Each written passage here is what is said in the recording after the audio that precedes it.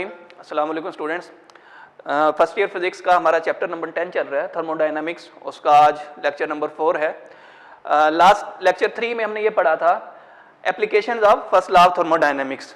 ठीक है, उनमें से हमने 4 प्रोसेस पढ़े थे, डिफरेंट 4 एप्लीकेशंस पढ़ी थी।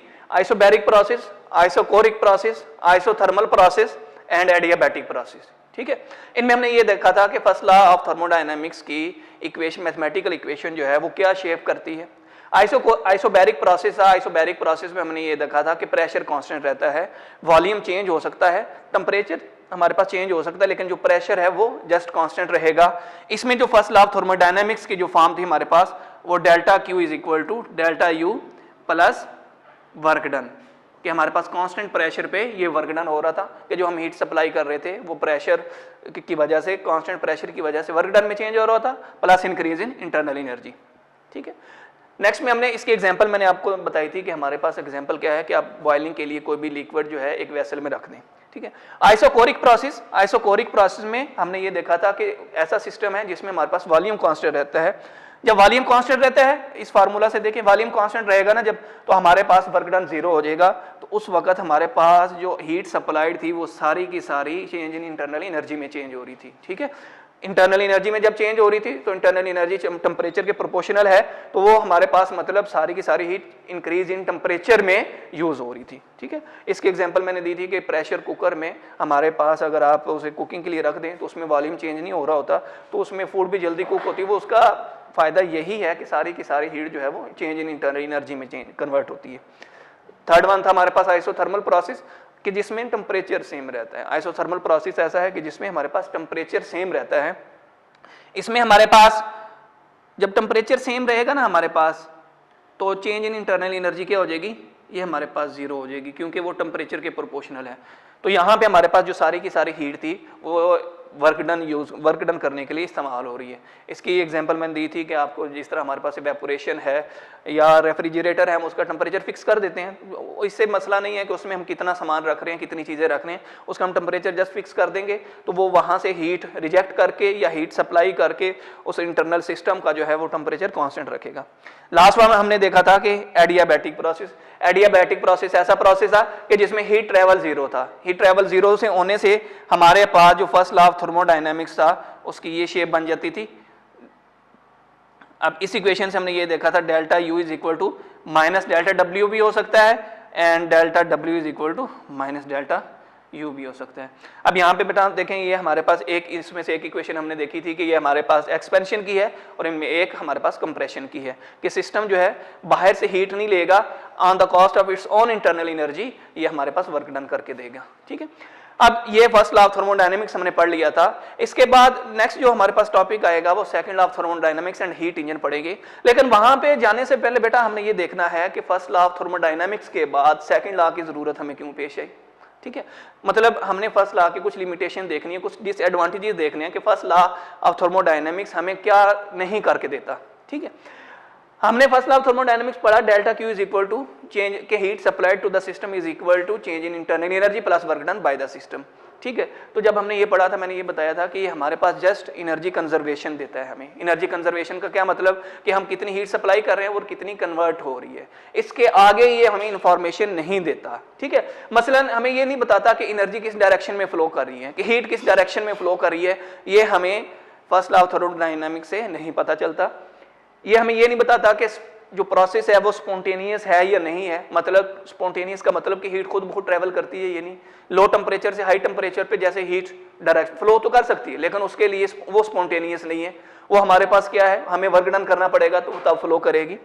ठीक है, सबसे इंपॉर्टेंट जो है ये हमारे पास कि सिर्फ जो पहले मैंने बात की कि एनर्जी कंजर्वेशन के बारे में तो बताता है, लेकिन मसलन एनर्जी कंजर्वेशन का क्या मतलब, कि हम हीट सप्लाई कर रहे हैं वो वर्क डन में चेंज हो रही है। जिस तरह हमने आइसोथर्मल प्रोसेस में देखा था कि हम हीट सप्लाई करेंगे वो वर्क डन में चेंज हो जाएगी, लेकिन एनर्जी कंजर्वेशन का तो ये मतलब है फिर अगर उतनी अमाउंट का हम वर्क डन करें तो वो हीट में चेंज हो, और उतनी हीट प्रोवाइड करें तो उतना वर्क डन हो। लेकिन ये हमारे पास मसला है कि हम वर्क डन अगर करते हैं तो ये तो नॉर्मली अप्रॉक्सीमेटली वो हीट में सारे का सारा कन्वर्ट हो सकता है। मसलन work done due to friction, आप सुबह सुबह ये रबिंग ऑफ हैंड के हाथ सर्दी में हाथ रब कर रहे होते हैं तो यहाँ से हमारे पास हीट जनरेट होती है, लेकिन अगर हम उतनी अमाउंट की हीट जो है वो सप्लाई करें सिस्टम में तो वो सारे का सारा वर्क डन में चेंज नहीं होगा। तो मतलब फर्स्ट लॉ ऑफ थर्मोडायनामिक्स की ये वाले हमारे सबसे बड़ा ड्रॉबैक था कि वो हमें जस्ट एनर्जी कंजर्वेशन के बारे में बताता था, लेकिन रिवर्स प्रोसेस के बारे में नहीं बताता कि एनर्जी अगर कंजर्व रह रही है तो फिर दोनों साइडों पे होनी चाहिए कि जितनी हीट हो उतना वर्क डन चेंज हो जाए, लेकिन अगर वर्क डन जो है वो उतनी हीट में होना चाहिए। लेकिन वर्क डन तो हीट में चेंज हो रहा था, लेकिन उतनी जो हीट सप्लाई कर रहे थे हम सिस्टम को वो सारे का सारा हमारे पास वर्क डन में चेंज नहीं हो रहा था। और इसी को लेके, इसी प्रोसेस को लेके हमारे पास सेकंड लॉ ऑफ थर्मोडायनामिक्स के बनाना पड़ा हमें। ठीक है, सेकंड लॉ ऑफ थर्मोडायनामिक्स में जाने से पहले हमारा टॉपिक है हीट इंजन। ठीक है, ये बेस तो सेकंड लॉ ऑफ थर्मोडायनामिक्स पे ही करता है, लेकिन हम उसको जरा डिटेल में पढ़ के फिर सेकंड लॉ ऑफ थर्मोडायनामिक्स की तरफ जाएंगे। इसमें सबसे पहले हम इसकी डेफिनेशन पढ़ेंगे। डेफिनेशन हमारे पास मैट्रिक में भी थी कि हीट इंजन ऐसी डिवाइस है कि जो कि हमारे पास हीट एनर्जी को मैकेनिकल एनर्जी में कन्वर्ट करके देगा। मैकेनिकल के the device which convert heat energy into mechanical energy is called heat engine. अब मसलन हमारे पास जितनी भी मैकेनिकल मोशन है, जो वर्क डन है हमारे पास, कि जस्ट लाइक गाड़ियों के इंजन है, ये हमारे पास मैकेनिकल मोशन वो चल रही है, मतलब मैकेनिकल मोशन है, वो कहाँ से आ रही है, वो उसमें जो फ्यूल डालते हैं उसकी हीट से इंजन जो है वो हीट एनर्जी को मैकेनिकल एनर्जी में कन्वर्ट करके देते हैं हमें। ठीक है, इसके हम तीन पार्ट्स देखेंगे। सबसे पहला हमारे पास हाई टेम्परेचर रेजरवायर, इसको HTR भी कहते हैं, हाई टेम्परेचर रेजरवायर। ठीक है, या इसको हम सोर्स का नाम भी दे देते हैं कि ये हमारे पास हीट का सोर्स है। ठीक है, हाई टेम्परेचर रेजरवायर या हमारे पास सोर्स का नाम देंगे बेटा इसको हम। ठीक है, इसमें इसकी जो हीट होगी हम हमेशा Q1 का नाम देंगे कि ये जो हीट सप्लाई करेगा सिस्टम को वो Q1 होगा, और एट हाई टेम्परेचर सप्लाई करे। क्यों? अगर ये हीट सप्लाई कर रहा है तो मतलब इसका टेम्परेचर ज्यादा है, तो उसको हम T1 का देंगे। हम इसको ये देखते हैं कि ये टेम्परेचर ऑलमोस्ट ये कांस्टेंट रखता है, सप्लाई भी करता रहता है लेकिन अपना टेम्परेचर है वो कांस्टेंट रखते हुए। ठीक है, सेकंड वन है लो टेम्परेचर रेजरवायर। हमारे पास क्या है? Low temperature reservoir. अब बेटा लो टेम्परेचर रेजरवायर में सेम कि इसको हम नॉर्मली LTR भी कह देते हैं, लो टेम्परेचर रेजरवायर, सिंक भी कह देते हैं कि यहाँ पे हीट रिजेक्ट होगी, हीट जाया होगी, हीट वेस्टेज इस तरफ जाएगी, या लो की बजाय इसको हम कोल्ड टेम्परेचर रेजरवायर भी कह देते हैं। ठीक है, अब हमारे पास इसका जो ये जो जिस हीट पे मसलन हमारे पास टेम्परेचर के डिफरेंस की वजह से हीट ट्रेवल करेगी ना, तो जितनी हीट इसकी तरफ रिजेक्ट होगी, हमेशा सिंक की तरफ ये हीट ने रिजेक्ट होना है, जितनी हीट रिजेक्ट होगी हम उसको Q2 का नाम देंगे। ठीक है, और जिस टेम्परेचर पे रिजेक्ट होगी, क्योंकि आपको पता है हीट, हमने चैप्टर के स्टार्ट में देखा था कि हीट जो ट्रेवल करेगी वो टेम्परेचर के डिफरेंस की वजह से ट्रेवल करेगी। ठीक है, तो जितनी हीट रिजेक्ट होगी उसको हमने क्या कहा? Q2 का नाम दिया, और जिस टेम्परेचर पे रिजेक्ट होगी उसको हम क्या कहेंगे? उसे T2 का नाम दे देते हैं। ठीक है, तो ये हमारे पास HTR और LTR था। थर्ड वन है इसमें वर्किंग सब्सटेंस। हमने स्टार्ट में डिस्कस किया था कि वर्किंग सब्सटेंस जो है हमारे पास जो भी फ्यूल यूज कर रहे हैं, जो सिस्टम है हमारे पास, उसे हम वर्किंग सब्सटेंस का नाम दे देते हैं। ठीक है, अब नॉर्मली हमारे पास जो वर्किंग सब्सटेंस है ये हमारे पास गैस होती है। ठीक है, नॉर्मली वर्किंग सब्सटेंस में हम क्या लेते हैं? गैस लेते हैं। अब ये याद रखिएगा कि हमारे पास जो हीट इंजन है ये साइक्लिक प्रोसेस में काम करेगा। किसमें? साइक्लिक प्रोसेस में काम करेगा, कि मतलब जब एक पूरा हमारे पास साइकिल कंप्लीट होगा तो हमने ये साइक्लिक प्रोसेस की डेफिनेशन में देखा था कि जो सिस्टम है वो वापस अपनी ओरिजिनल पोजीशन पे वापस आ जाता था। ठीक है, जब वापस आ जाता था तो चेंज इन इंटरनल एनर्जी क्या हो जाती थी? Change in internal energy zero हो जाती थी। जब change in internal energy zero हो गई हमारे पास, ठीक है, तो बाकी जो फर्स्ट लॉ ऑफ थर्मोडायनामिक्स की जो फॉर्म थी वो हमारे पास delta Q will be equal to delta W, क्योंकि इंटरनल एनर्जी जीरो है। और इंटरनल एनर्जी क्यों जीरो है? साइक्लिक प्रोसेस की वजह से, कि जहां से हमने स्टार्ट किया था वहीं पे हम वापस आ जाएंगे, इनिशियल एंड फाइनल पॉइंट हमारे पास सेम है। ठीक है, इसमें देखिए हमारे पास साइक्लिक प्रोसेस का क्या मतलब है। लेट्स सपोज हमने चैप्टर पॉइंट 1 से स्टार्ट किया, पॉइंट 1 से पॉइंट 2 पे गए, यहाँ पे सिस्टम में हीट ऐड की हमने, यहाँ पे सिस्टम में हमने क्या की? हीट ऐड की। अब जब सिस्टम में हमने हीट ऐड की, सिस्टम ने वर्क डन किया। ठीक है, जब हमारे पास सिस्टम वर्क डन बायोगैस या वर्किंग सब्सटेंस जो भी है सिस्टम हमारे पास वर्क डन किया, फिर तीसरे प्रोसेस में हमारे पास हीट रिजेक्ट होगी, फिर दोबारा हमारे पास सिस्टम पे वर्क डन करना पड़ेगा। तो ये हमने एक साइक्लिक प्रोसेस के ग्राफ बनाया कि इस तरह के दोबारा हम वापस पॉइंट 1 पे पहुंच चुके हैं। ठीक है, जब हम वापस पहुंच गए तो यहाँ से यहाँ तक वर्क डन हुआ, ये जितनी हीट रिजेक्ट की एंटर की थी वहां से इतनी रिजेक्ट कर दी, जितना सिस्टम ने वर्क डन किया था उतना हमने सिस्टम पे वर्क डन कर दिया, तो नेट रिजल्ट आएगा चेंज इन इंटरनल एनर्जी में वो कुछ भी नहीं आएगा, जीरो होगा। तो इसलिए इसको हम साइक्लिक प्रोसेस में लेते हैं। ठीक है, अब इसकी जो स्कीमेटिक डायग्राम है वो ये देखें हमारे पास कि ये HTR है, ये एनर्जी फ्लो डायग्राम इसको कह सकते हैं। HTR के हाई टेम्परेचर रिजर्वायर, यहाँ पे बेटा हमारे पास अभी मैंने आपको बताया कि यहाँ पे जो इसकी हीट होगी उसको हम Q1 का नाम देंगे, और जिस टेम्परेचर पे ये हीट फ्लो कराएगा उसको T1 का नाम दे लेंगे। ठीक है, ये हमारे पास LTR है, तो इसकी जो हीट है उसको Q2 का नाम देंगे कि जो हीट इसमें रिजेक्ट होके आ रही है कहां से, सोर्स से। ठीक है, इसको हम क्या नाम देंगे, सोर्स का नाम देंगे। और ये हमारे पास सिंक है कि सिंक में हीट रिजेक्शन होगी। ठीक है, और जिस टेम्परेचर पे रिजेक्ट होगी उसको हम क्या नाम देंगे, T2 का नाम देंगे कि लो टेम्परेचर पे। अच्छा, अब यहाँ पे हीट इंजन क्या कर रहा है कि यहाँ से हीट ले रहा है। ठीक है, यहाँ से हीट लेके मसलन अब हमारे पास HTR रेजरवायर एग्जांपल, जैसे कि हमारे पास गाड़ी का इंजन है, वहाँ पे जहाँ पे फ्यूल मौजूद है इंजन में वो हमारे पास HTR है, सोर्स है हीट का, और जो बाहर सारी सराउंडिंग है, जो हमारे पास सारा इन्वायरमेंट है वो हमारे पास क्या है, LTR है, वो सिंक है हमारे पास। वर्क डन जो है वो जो गाड़ी मूव कर रही है हमारे पास, इन दोनों हीट के डिफरेंस की वजह से वो वर्क डन हो रहा है हमारे पास। क्योंकि ये इक्वेशन देखिए हमने क्या लिखा था कि delta Q is equal to delta W, कि हमारे पास जो चेंज इन इंटरनल एनर्जी वो जीरो है। जब चेंज इन इंटरनल एनर्जी बेटा हमारे पास जीरो है तो वह सारी की सारी हीट जो है वो वर्क डन में कन्वर्ट हो रही है। ठीक है, लेकिन सारी की सारी हीट नहीं, यहाँ पे जितनी हीट रिजेक्ट होगी इनके डिफरेंस जो है वो हमारे पास वर्क डन में चेंज हो रहा है। सारी की सारी हीट जो है हमारे पास वर्क डन में कभी भी चेंज नहीं हो सकती। हमने स्टार्ट में देखा कि फर्स्ट लॉ ऑफ थर्मोडायनामिक्स के अकॉर्डिंग तो हो रही थी, लेकिन हमारे पास ये सारी की सारी हीट कभी भी विदाउट रिजेक्शन हमारे पास वर्क डन में चेंज नहीं हो सकती। ठीक है, तो आपने ये याद रखना है हमारे पास कि इसकी डेफिनेशन क्या है, इसके पार्ट्स क्या हैं, HTR, LTR, then working substance, और हमारे पास ये इसकी स्कीमेटिक डायग्राम है, यहाँ पे ये याद रखनी है। ठीक है, अब हमने ये देखना है कि हम कितनी हीट सप्लाई करें, हमारे पास कितना वर्क डन होगा, कितनी हीट रिजेक्ट होगी।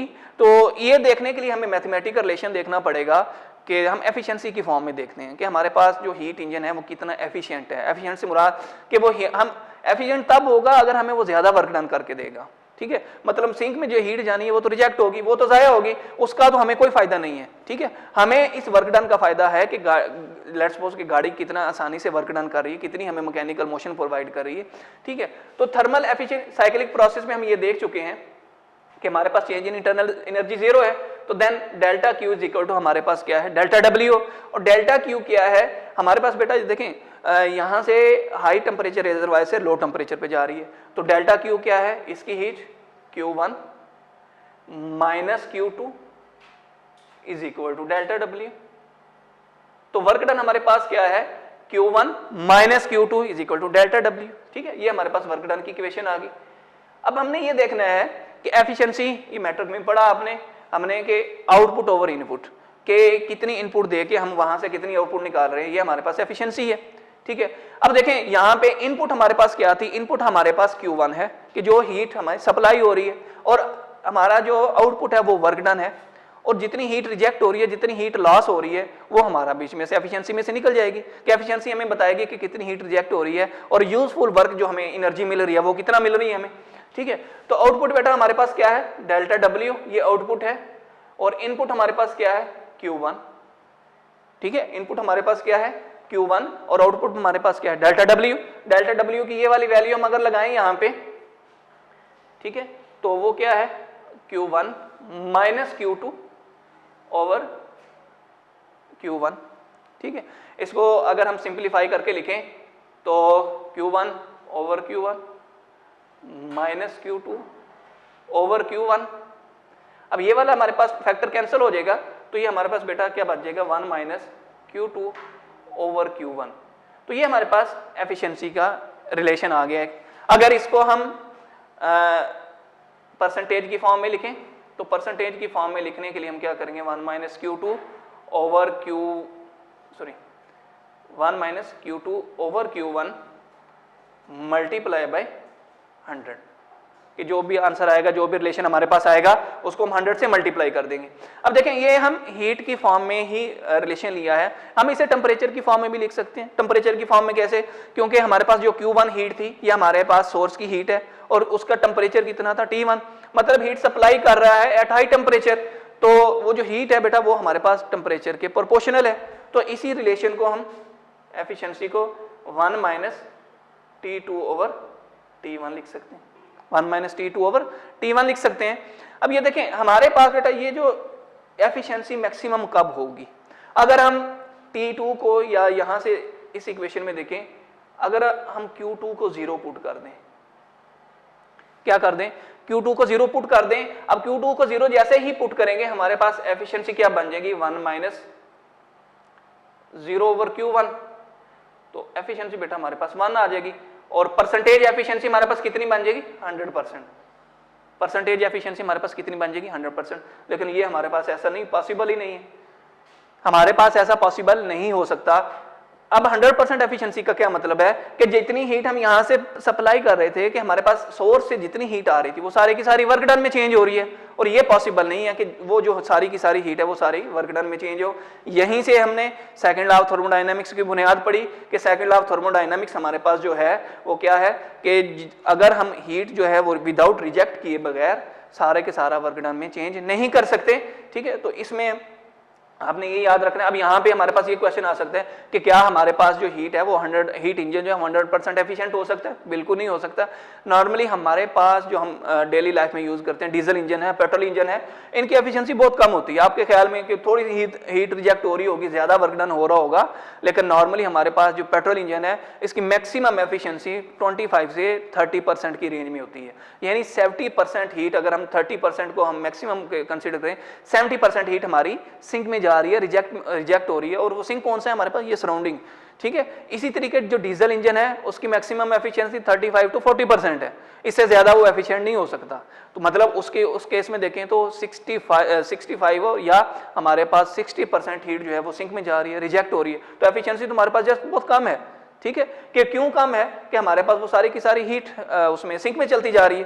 ठीक है, तो इससे नेक्स्ट हम देखेंगे फिर सेकंड लॉ ऑफ थर्मोडायनामिक्स। अच्छा student, second law of thermodynamics में हमारे पास दो स्टेटमेंट्स हैं, एक है लॉर्ड केल्विन स्टेटमेंट और दूसरी है रुडोल्फ क्लाजीज स्टेटमेंट। तो इन दोनों को हम डिस्कस करेंगे, तो इसके बाद हम कार्नोट थ्योरम और कार्नोट इंजन की तरफ जाएंगे। हमने हीट इंजन देखा कि हमारे पास हाई टेम्परेचर रिजर्वायर होता है, लो टेम्परेचर रिजर्वायर होता है, और हीट के डिफरेंस की वजह से हमारे पास क्या होता है, वर्क डन होता है। अब जितना हीट का ज्यादा डिफरेंस होगा उतना हमारे पास ज्यादा वर्क डन होगा। ठीक है, अब देखिए लॉर्ड केल्विन स्टेटमेंट ये है, लॉर्ड केल्विन स्टेटमेंट हमारे पास क्या कहता है कि कोई भी हीट इंजन हम ऐसा डिजाइन नहीं कर सकते, ऐसा कंस्ट्रक्ट नहीं कर सकते कि जो सारी की सारी हीट वर्क डन में चेंज कर दे। मतलब सिंक में कोई हीट ना भेजे, without rejecting heat into sink it is impossible to construct a heat engine. ठीक है, कि ऐसा कोई भी इंजन नहीं बना सकते कि जहां पे हमारे पास सारी की सारी हीट जो वर्क डन में चेंज हो रही है। इसकी सादा से एग्जांपल आप ये ले सकते हैं कि हीट रिजेक्ट नहीं हो रही, मसलन हमारे पास क्या है एफिशिएंसी, अभी हमने देखा कि 1 माइनस Q2/Q1, तो सिंक में हीट नहीं जा रही, तो मतलब Q2 हमारे पास क्या है, 0, मतलब सिंक का रास्ता हमने हीट जो है वो रोक दिया। अब बेटा ये देखें, अगर हीट इधर नहीं जाएगी, इसकी प्रैक्टिकल एग्जांपल देता हूँ डेली लाइफ से। मोटरसाइकिल है, बाइक है, अगर आप इसका पीछे से सिलेंसर बंद कर दें, क्योंकि अभी मैंने बताया कि हमारे पास जो हीट है वो इंजन से, वो हमारे पास हाई टेम्परेचर रिजर्वायर है, और जो सराउंडिंग है हमारे पास ये लो टेम्परेचर रिजर्वायर है, ये सिंक है। ठीक है, अब मोटरसाइकिल के सिलेंसर के पीछे ना वो किसी तरह बंद कर दें, अब वो बाइक स्टार्ट नहीं होगी आपकी। वो क्या किया आपने, ये Q2 का 0 कर दिया, Q2 को आपने क्या किया, 0 कर दिया, वहां पे आपने रिजेक्शन का रास्ता छोड़ा ही नहीं, इंजन ने काम करना छोड़ दिया। तो ये इसकी प्रैक्टिकल हमारे पास एग्जांपल है लॉर्ड केल्विन स्टेटमेंट की, कि हमारे पास हाई टेम्परेचर से लो टेम्परेचर की तरफ कभी भी हीट जो है, विदाउट रिजेक्टिंग या किए बगैर हमारे पास वर्क डन नहीं होगा। ठीक है, इंजन काम नहीं करेगा। ये लाजमी है कि चाहे थोड़ी हीट जाए सिंक में, लेकिन हमारे पास जाएगी लाजमी, उसके बगैर हमारे पास क्या होगा, इंजन जो है वो काम नहीं करेगा। ठीक है, तो लॉर्ड केल्विन स्टेटमेंट हमारे पास, इसका एक्सरसाइज से रिलेटेड एक शॉर्ट एक्सरसाइज में शॉर्ट क्वेश्चन है कि क्या हम कोई thermal pollution free heat engine बना सकते हैं? ठीक है, और ये फेडरल बोर्ड के एग्जाम में काफ़ी दफ़ा पूछा गया।